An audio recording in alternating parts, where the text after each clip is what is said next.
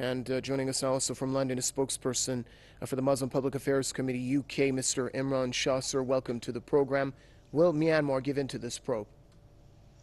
They will resist, but what is heartening is we're having to see a much more local pressure around Myanmar, which is notable.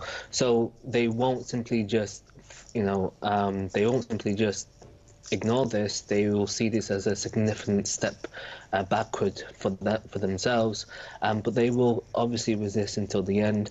They will try to use this to buy more time and to try and manage the way in which the probe happens, if it does.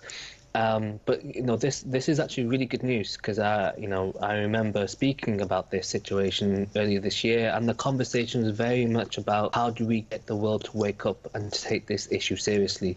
And now we're here talking about a number of countries across the world, especially in the regional, that's in the locale of Myanmar, actually putting pressure on Myanmar and saying, like, you need to sort your country out, and you need to deal with your citizens, the Rohingya people. Otherwise, this issue will continue to affect us as well as yourself as well. And this is actually a really good sign. Well, a lot of platitudes being thrown around for the situation of the Rohingya, but the question is, when and how will the international community and the world take this matter seriously?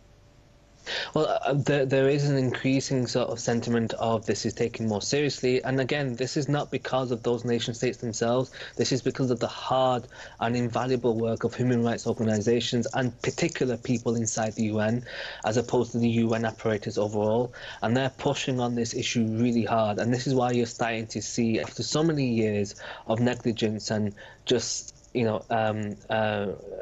makeshift ignorance of this particular issue, now you're starting to see much more significant moves, much more in a much more shorter frame of time. So the question of when will the world take it more seriously, well, now we're starting to see it be taken more seriously, and we still have a lot to do.